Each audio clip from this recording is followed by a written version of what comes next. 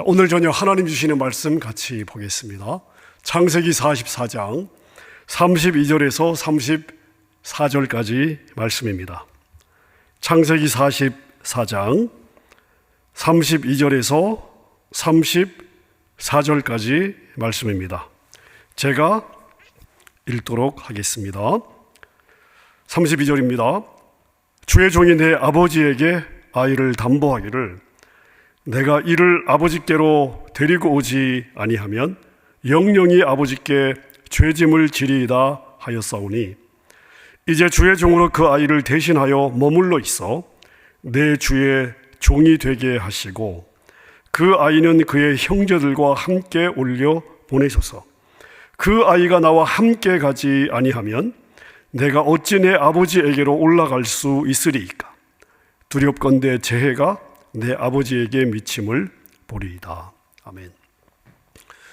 우리는 지난주에 요셉이 형제를 모함하면서까지 골탕을 먹이는 이유가 뭐냐?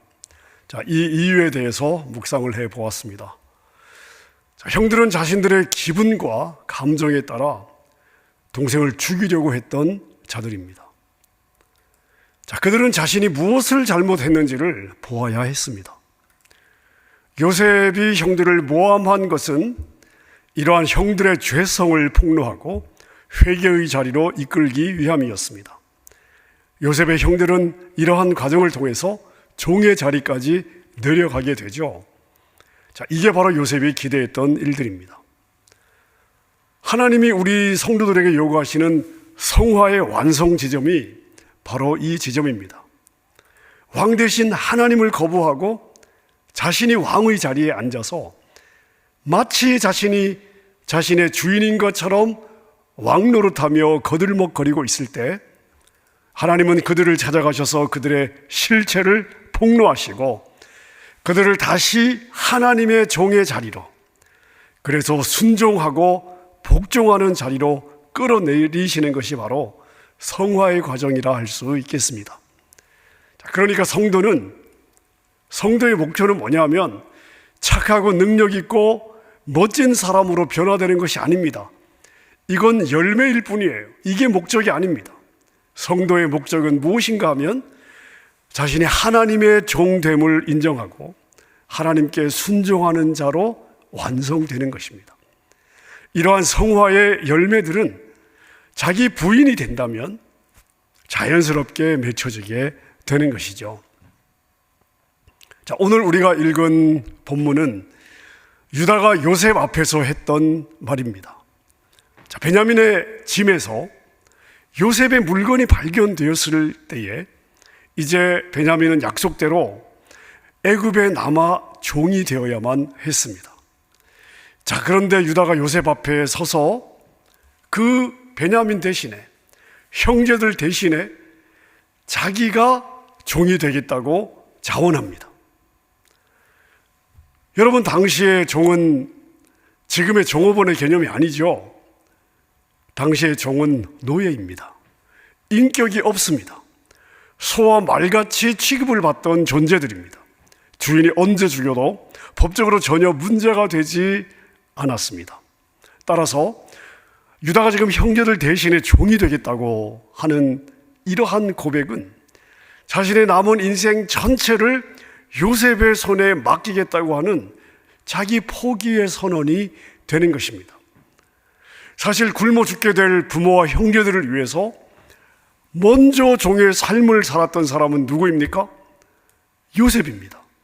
자, 그런데 유다가 종이 되어야 할 형제를 대신해서 종이 되겠다고 한 것은 요셉의 경우와 똑같은 상황이 되는 것이죠. 자, 물론 요셉이나 유다는 이렇게 대신 희생하는 삶이 하나님 앞에서 어떤 의미인지를 정확하게 알고 한 것은 아닐 것 같습니다.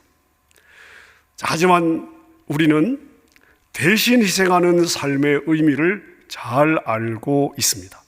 이게 바로 하나님 나라 삶의 원리입니다. 예수 그리스도가 살아내신 십자가 삶의 원리가 되는 것이죠. 하나님 나라 백성들에게 궁극적으로 요구되는 삶이 바로 내가 대신 희생해 주는 삶, 십자가의 삶인 것입니다. 하나님은 유다를 통해서 그것을 오늘 저와 여러분들에게 말씀해 주고 있습니다. 이것이 바로 너희가 살아내야 될 삶이다. 여러분, 대신 희생하는 삶, 이것이 우리 모두가 따라가야 될 십자가의 삶의 본질이라는 것을 기억해야 되겠습니다. 어떤 분들은 이러한 유다의 모습을 보면서 참 어리석다. 왜 굳이 자원해서 희생하려고 하느냐? 유다도 자식들이 있을 거 아니냐? 자기 자식들한테는 너무 무책임한 그러한 결정이 아니냐? 이렇게 생각할 수도 있겠습니다. 세상의 관점으로 볼 때는 당연히 그렇게 보일 수 있습니다. 형제를 위해서 왜 네가 굳이 종이 돼야 되냐? 왜 네가 굳이 나서냐? 왜 네가 총대를 매려고 하냐? 아마 이것이 세상의 분위기일 것 같습니다. 당연히 어리석게 보일 수 있고요, 미련하게 보일 수 있습니다. 어쩌면 패배자의 모습으로 비칠 수도 있겠습니다. 근데 여러분, 이거 아십니까? 이게 바로 진정한 왕의 삶이 되는 것입니다. 물론 여러분 중에는 이렇게 어리석은 삶이 어떻게 왕의 삶이 될 수 있냐고 질문하실 수도 있겠습니다. 자, 그렇다면 여러분, 요셉이 꾸었던 꿈을 한번 생각해 보십시오. 요셉이 꾼 꿈의 핵심은 무엇입니까? 요셉의 부모와 형제들이 요셉에게 절을 하는 것입니다. 자, 이게 이루어졌습니까? 이루어지지 않았습니까? 이루어졌죠. 시간이 흐른 후에 결국 요셉의 부모와 요셉의 형제들이 다 국무총리가 된 요셉에게 나와서 절을 하면서 이 꿈이 성취가 되었습니다. 자, 근데 여러분, 요셉의 부모와 형제들이 요셉에게 나와 절을 하기 전에, 이 일이 있기 전에 무슨 일이 먼저 있었습니까? 요셉 자신이 먼저 종이 되는 일이 있었습니다. 요셉이 종이 되는 과정이 있고 나서 이 꿈이 성취가 되었습니다. 다시 말씀드리면, 요셉이 종의 삶을 거치지 않았더라면 국무총리의 자리까지 과연 올 수 있었을까? 어려웠을 것입니다. 요셉이 애굽의 국무총리가 된 것은 바로 먼저 종의 삶을 살아내었기 때문입니다. 자, 그렇다면 형제들을 위해서 종이 되겠다고 자기 자신을 부인한, 자기 자신을 헌신한, 자기 자신을 형제들을 위하여 대신 희생하는 유다에게도 동일한 복이 임해야 되지 않겠습니까? 다시 말하면 세상이 유다에게 절을 하는 상황이 일어나야 되는 것이죠. 요셉의 경우를 보면 여러분, 그렇습니다. 유다에게도 이런 일이 일어나고 있습니다. 그게 바로 창세기 49장에 기록되어 있는데, 아버지 야곱이 죽을 때, 세상을 떠나기 전에 12아들 한 명 한 명을 향해서 예언을 하고 있습니다. 자, 유다에게 어떤 예언을 주고 있는지 한번 볼까요? 자, 창세기 49장 8절에서 10절까지 제가 읽겠습니다. 8절입니다. 유다야, 너는 내 형제의 찬송이 될지라. 내 손이 내 원수의 목을 잡을 것이요 내 아버지의 아들들이 너의 앞에 절하리로다. 유다는 사자 새끼로다. 내 아들아, 너는 움킨 것을 찢고 올라갔도다. 그가 엎드리고 웅크림이 수사자 같고 암사자 같으니 누가 그를 범할 수 있으랴. 규가 유다를 떠나지 아니하며 통치자의 지팡이가 그 발 사이에서 떠나지 아니하기를 실로가 오시기까지 이르리니 그에게 모든 백성이 복종하리로다. 자, 형제들을 대신해서 자원하여 희생을 감내하려고 했던 유다를 향해서 지금 아버지 야곱이 죽기 전에 예언을 하고 있습니다. 여러분, 예언은 하나님으로부터 오는 것이죠. 자, 근데 어떤 예언을 하고 있습니까? 유다는 형제의 찬송이 될 것을 예언하고 있습니다. 아버지의 아들들이 이제는 유다 앞에 절하게 될 것을 예언하고 있습니다. 누구도 범접할 수 없는 능력과 권세가 유다와 유다의 후손들에게 주어질 것을 말씀하고 있습니다. 자, 이게 끝이 아니에요. 10절을 보세요. 규가 유다를 떠나지 아니하며. 규가 무엇입니까? 왕의 홀입니다. 왕을 상징하는 왕의 막대기예요. 그리고 이어서 보십시오. 통치자의 지팡이가 그 발 사이에서 떠나지 아니할 것이다. 자, 근데 그게 언제까지예요? 실로가 오기까지 이른다. 이게 무슨 말이냐 하면 왕 중 왕이 되는 메시아가 바로 유다의 자손으로 오게 될 것을 예언하고 있는 것입니다. 여러분, 이것이 메시아로 오신 예수님께서 유다의 후손으로 태어난 이유입니다. 다시 말씀드리면 유다는 이 한 번의 헌신을 통해서 하나님은 유다와 유다의 후손을 하나님 나라 이스라엘 왕국의 왕족으로 세우셨고, 온 인류를 구원할 예수 그리스도가 이 유다의 후손 가운데 태어나도록 정하신 것입니다. 바로 이 사건 때문에 유다가 형제를 위해서 자신의 삶을 노예로 희생하기로 결정했을 때에 하나님은 유다뿐만 아니라 유다의 후손들을 하나님 나라 이스라엘의 왕족으로 세우기로, 전 인류 하나님의 백성의 왕으로 오실 예수 그리스도의 왕족으로 세우기로 결정했던 것입니다. 여러분, 인간적으로 똑똑한 것이 결코 똑똑한 것이 아니라는 것을 말씀을 듣는 여러분들은 꼭 알았으면 좋겠습니다. 저는 계산 잘하고 절대 손해 안 보고 희생하지 않는 성도님들을 보면 마음이 답답해질 때가 많이 있습니다. 이런 성도는 사실 하나님을 잘 모른다고 할 수 있습니다. 하나님을 아는 사람은요, 자신의 몸을 드리는 것이 주저되지 않습니다. 하나님을 아는 사람은 계산을 해서 헌신하지 않습니다. 하나님 앞에서 절대 계산하지 않아요. 재지 않습니다.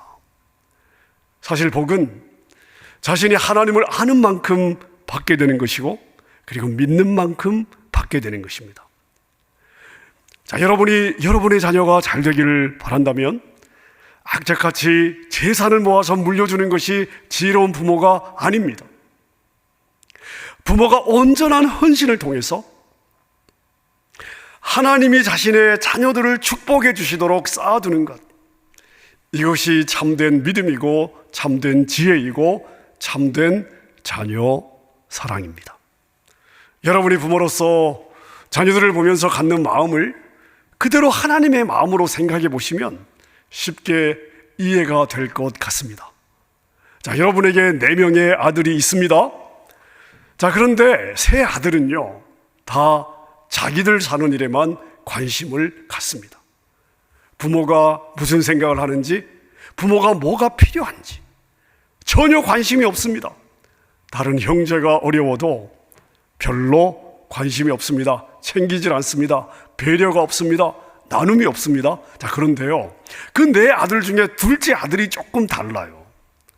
둘째는 늘 부모의 일에 관심을 갖습니다. 부모가 뭔가 부족해 보이면 알아서 챙겨주고요, 형제들이 어려우면 부모가 시키지 않아도 그 형제들을 세심하게 챙기고 배려합니다. 자, 여러분에게 자녀들에게 뭔가 나눠줄 것이 있다면 여러분은 어느 아들에게 더 주고 싶으실까요? 묻지 않아도 답이 나오죠. 자, 하나님은 이 땅의 통치자입니다. 하나님은 역사를 주관하십니다. 인생에 죽고 사는 것과 축복과 저주가 다 하나님의 손에 있습니다. 우리 하나님은 절대 주권자입니다. 길을 열어주실 수도 있고 막을 수도 있는 분이십니다. 그 하나님께서 하나밖에 없는 독생자를 아끼지 않고 이 땅에 보내셔서 무엇을 하셨냐 하면 교회를 세우셨어요. 그리고 자기 백성들을 모으셨습니다. 여러분, 성경을 보십시오. 하나님의 관심은요, 이 땅 전체의 백성이 아니에요. 하나님의 첫 번째 관심은 교회입니다. 자기 자녀들이에요. 이게 하나님의 첫 번째 관심입니다. 자, 교회의 역사를 보세요. 교회의 역사를 보십시오. 교회를 위해 헌신하고 희생한 성도들의 자녀들은요, 자기들이 뭘 특별히 하지 않아도 자신들도 설명이 안 되는 복을 받습니다. 그 자녀들은 자기들이 왜 이렇게 잘 풀려가는지 해석이 안 돼요. 그런 복을 받습니다. 시편 기자는 이것을 보면서 의인의 자녀들에게 주시는 하나님의 형통함이다, 이렇게 표현하고 있습니다. 반면에 교회를 어렵게 한 분들의 가정을 보십시오. 우환이 끊이지 않습니다. 이것은 2000년 교회의 역사가 우리에게 보여주는 분명한 사실입니다. 구원은 우리가 믿음으로 말미암아 은혜로 받습니다마는, 그러나 복은 내가 한 만큼 받는 거예요. 내가 한 만큼 복을 주시는 것입니다. 그래서 성경이 늘 그러잖아요. 하나님은 너희가 행한 대로 갚아주신다. 출애굽기 20장 5절에 보면 10계명 가운데 이런 말씀이 있습니다. 나 너의 하나님 여호와는 질투하는 하나님인즉 나를 미워하는 자의 죄를 갚되 아버지로부터 아들에게로 3, 4대까지 이르게 하거니와. 자, 여러분, 자,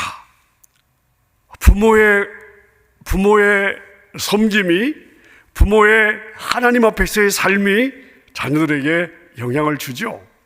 그 다음 구절 보십시오. 6절입니다. 나를 사랑하고 내 계명을 지키는 자에게는 몇 대까지요? 1000대까지 은혜를 베푸느니라. 교회가 세워지면 수많은 주님의 백성들이 복을 받습니다.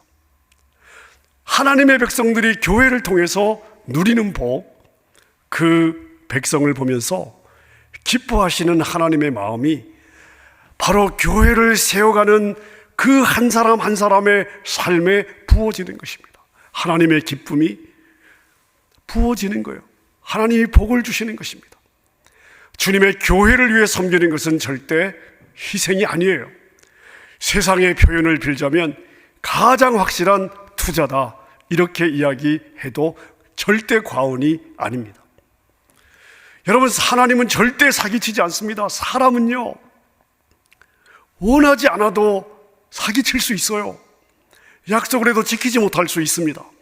하지만 우리 하나님은 절대 사기치지 않으십니다. 사랑하는 여러분, 교회의 필요가 보이면 자원하십시오. 그게 지혜로운 성도예요. 이웃의 필요를 보시면 자원해서 섬기십시오. 여러분이 여러분의 삶에 복을 쌓아두시는 것입니다. 이 땅에 세워진 지상의 교회는 절대 완전하지 않습니다. 수많은 부족함을 가지고 있습니다. 자, 이 지상에서 여러분을 만족시켜줄 교회는 존재하지 않습니다. 여러분, 그런 교회는요, 이 땅에 존재하지 않아요. 가능하지 않습니다. 여러분이 여러분 자신을 보면서 얼마나 만족하십니까?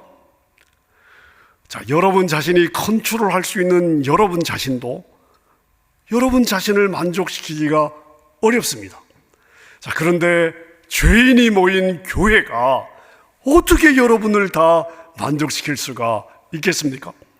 인간 담임 목사가 완벽하지 않은데 어떻게 완벽한 교회를 세울 수가 있겠으며 모든 필요를 채울 수가 있겠습니까? 여러분, 절대 가능하지 않습니다. 자, 그래서 지상교회는 부족한 부분이 있을 수밖에 없습니다. 자, 그런데 어떤 사람은 그 부족함이 보였을 때 비판하죠. 왜 그게 부족하냐고, 왜 그건 안 되냐고 비판합니다. 반면 어떤 사람은 부족함이 보이면 안타까워하죠. 그리고 어떻게 하면 내가 그 부족함을 메꿀 수 있을까 고민합니다. 그리고 자신이 할 수 있는 만큼 헌신하고 희생하면서 그 부족함을 메꾸려고 하죠. 자, 여러분이 하나님이라면 어떤 마음을 귀하게 여기겠으며 어떤 마음에 복을 주고 싶으시겠습니까? 제가 여러분에게 역사의식에 대해서 많이 강조를 합니다. 자, 하나님이 역사를 시작하셨어요. 역사를 이끌어 가시죠. 그리고 하나님께서 정하신 역사의 끝이 있습니다. 하나님이 처음 역사를 시작하셨던 에덴 동산은 아름답고 완벽한 곳이었습니다. 자, 그런데 아담과 하와의 욕심과 불순종으로 뭐가 들어왔어요? 죄가 세상에 들어왔습니다. 사단에게 문을 열어준 거예요. 사단의 성품이 이 땅에 들어오게 된 것이죠. 죄가 이 땅에 들어오면서 완벽했던 환경이 망가지면서 결핍된 세상이 되었습니다. 완벽했던 관계가 망가지면서 관계들이 깨어졌습니다. 자, 여러분, 그 다음이 중요해요. 자, 그 이후의 역사를 보십시오. 그 이후의 역사는요, 하나님이 이것을 회복시켜 가시는 과정입니다. 이것이 성경이 우리에게 보여주는 역사예요. 성경이 보는 역사입니다. 자, 우리가 현재의 역사를 보면 하나님께서 이미 회복하신 부분도 있습니다. 그러나 여전히 회복이 필요한 부분도 있습니다. 자, 이 부분이 바로 불완전하고 부족한 부분이 되겠지요. 자, 그럼 여러분 잘 들어보십시오. 하나님은 인간이 망가뜨린 역사를 회복시켜 가시는 거예요. 그 회복을 위해서 하나님 편에서는요, 하나밖에 없는 아들을 십자가에서 죽이기까지 하셨습니다. 자, 그렇다면 회복된 부분은 이 하나님의 마음을 알고 누군가가 자신을 희생했기 때문에 회복이 된 것입니다. 자, 그럼 아직 회복이 되지 않은 부분은 누군가가 보았을 때 이거 참 부족하다. 자, 이렇게 아직 회복되지 않은 부분은 누군가의 헌신과 희생이 필요한 부분입니다. 하나님은 저와 여러분들을 바로 이 일을 위해서 동력자로 불러주신 것입니다.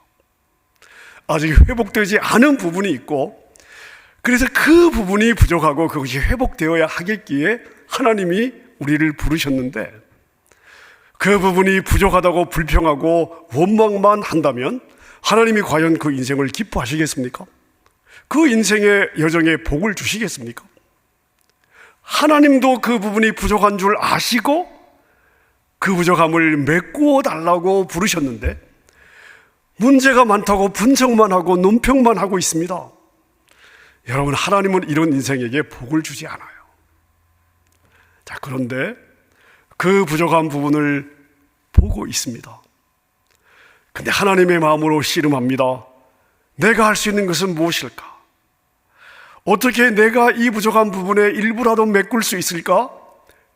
그 일에 마음을 쓰면서 자신이 메꿀 수 있는 일을 찾고, 그리고 기꺼이 자기를 헌신하는 사람이 있습니다. 자, 여러분이 하나님이시라면 그래, 그냥 너는 희생만 해라, 그러면서 그 섬김과 헌신을 거저 받으시겠습니까? 아니죠. 부족함이 없는 하나님께서 여러분 거저 받지 않으십니다. 반드시 좋은 것으로 갚아주셔요. 여러분의 마음이 그러시다면 하나님의 마음도 같은 거죠. 그래서 하나님이 복을 주고 싶은 마음이, 그 사람을 향해서 복을 주고 싶은 마음이 그 사람의 당대에 끝나지 않고 그 의인의 천대 후손까지 복을 주시겠다고 하나님께서 약속하고 있는 것입니다. 그래서 희생은 무엇이냐 하면 하나님이 만들어 가시는 역사에 동참하는 지혜로운 삶의 방식입니다. 여러분, 희생은요, 인간의 언어입니다. 하늘의 언어는요, 이 희생은 투자입니다. 절대 손해보지 않는 투자. 인간이 자신의 힘으로는 절대 얻을 수 없는 하나님의 복을 자신의 것으로 만드는 가장 지혜로운 투자입니다. 이게 희생이에요. 여러분이 부모로서 여러분의 자녀들을 위해서 해줄 수 있는 가장 지혜로운 일은 뭐냐 하면 하나님이 여러분을 보시고 여러분의 자녀들에게 복을 주실 수밖에 없는 삶을 살아드리는 거예요. 이것이 가장 지혜로운 부모의 삶의 방식이 되는 것입니다. 자, 제가 말씀을 정리하겠습니다. 야곱에게 12아들이 있었습니다. 만약 베냐민이 애굽에 붙잡혀 돌아가지 못한다면 아버지 야곱이 충격을 받을 것입니다. 자, 야곱의 아들들은 아버지가 어떤 충격을 받을 것인지 다 알아요. 그리고 그것을 다 염려했을 것입니다. 그러나 거기까지였습니다. 하지만 유다는 그 아버지를 위해서, 그리고 애굽의 종으로 남아야 되는 자기 형제를 위해서 자신의 몸을 던지기로 결단합니다. 누가 유다에게 네가 나서라, 네가 종이 되라, 네가 희생해라, 아무도 유다에게 푸시한 사람이 없습니다. 자신의 물질을 희생해야 되는 일이 아니에요. 몇 년간 이렇게 붙잡혀 있어야 되는 일이 아닙니다. 여러분, 자신의 삶을 노예로 내놓아야 되는 일입니다. 자신의 평생을 노예로 살아가야 하는 일입니다. 유다는 아버지를 위하여, 형제를 위해서 자신의 삶을 다 드린 겁니다. 여러분 보세요. 그래서 유다가 평생 노예로 살았습니까? 아니죠. 하나님은 마음을 보시는 분이십니다. 하나님은 이 유다의 마음을 기쁘게 받으셨어요. 유다의 자원하는 희생을 향기로운 제물로 흠양하셨습니다. 그리고 하나님은 12아들 중에 바로 이 유다를 선택하셨습니다. 유다는 장자가 아니에요. 둘째도 아닙니다. 하지만 하나님은 형제를 위하여 스스로 종이 되기로 자원한 유다를 선택하셔서 형제들의 머리가 되게 하셨습니다. 그 유다의 후손을 이스라엘의 왕족으로 세우기로 결정하셨습니다. 그리고 메시아로 오실 영원한 왕 예수 그리스도가 유다의 후손으로 오도록 하신 것입니다. 하나님은 거저 받으시지 않습니다. 하나님은 반드시 갚아주시는 살아있는 하나님이십니다. 따라서 주님을 위한 희생은 희생이 아닙니다. 주님의 교회를 위한 희생은 희생이 아닙니다. 가장 확실한 투자입니다. 절대 손해보지 않는 투자입니다. 예수님을 위해서 300데나리온의 향유를 부었던 여인을 기억하시죠? 제자들은 어떻게 반응했습니까? 그 여인의 섬김을 보면서 왜 이렇게 낭비하느냐라고 비난했습니다. 하지만 예수님은 예수님을 향해 드렸던 그 300데나리온의 향유를 낭비라고 보지 않으셨어요. 주님은 그 여인의 향유를 받으신 것이 아닙니다. 자신의 모든 것을 드린 여인의 삶을 받으신 거예요. 그리고 뭐라고 말씀하십니까? 오고 오는 모든 세대에 이 여인의 섬김을 기록하여 주님의 교회가 기억하도록 하겠다고 말씀하셨습니다. 사랑하는 여러분, 주님을 위해서 인색하지 마십시오. 계산하지 마십시오.